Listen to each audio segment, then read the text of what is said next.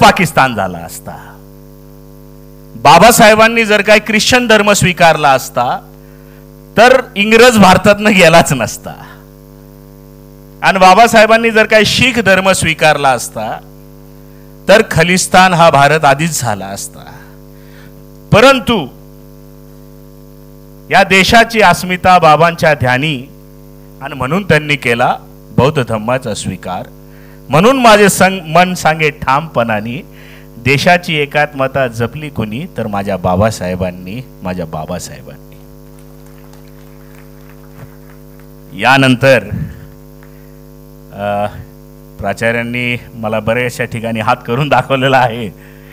काही शिक्षकांकडे त्यांनी बोट दाखवलेला आहे, त्यांना बोलायचं होतं. सर्वात प्रथम मी डॉक्टर सुनीता जाधव यांना विनंती करतो की त्यांनी त्यांचे विचार मांडावे.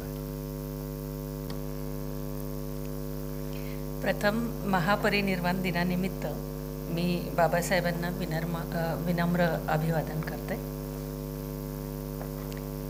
बाबासाहेबांबद्दल बोलायचं म्हणजे एका सूर्यासमोर काजव्याने बडबड करण्यासारखं आहे, पण मी ती करते आज.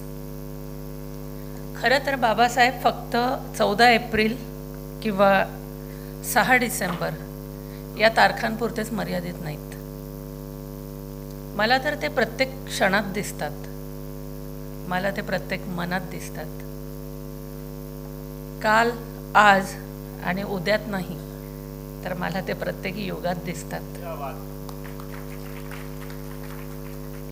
ते मला महाराजांमध्ये दिसतात, ज्यांनी नेहमीच स्त्रीचा सन्मान केला. 18 पगड जातींना बरोबर घेऊन, 18 पगड मावळे बरोबर घेऊन त्यांनी साम्राज्य, स्वराज्य स्थापन केले. त्या महाराजांमध्ये मला बाबासाहेब दिसतात.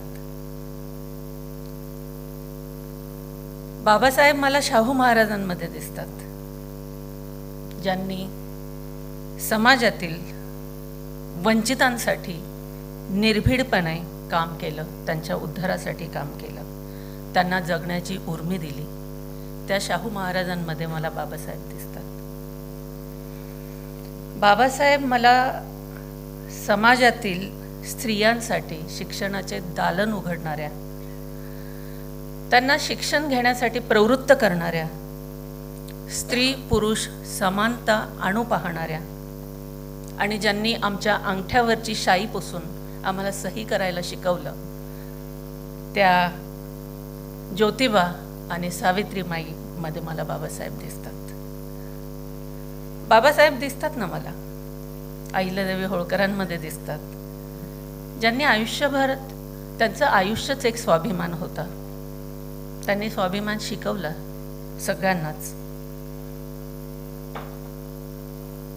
त्या स्त्रियांना स्वाभिमानी जगण्याला प्रवृत्त करणाऱ्या अहिल्याबाई होळकरांमध्ये मला दिसतात. बाबासाहेब मला माझ्यात पण दिसतात, कारण त्यांच्यामुळेच मी इथे उभी राहून माझं मत निर्भीडपणे व्यक्त करू शकते. धन्यवाद.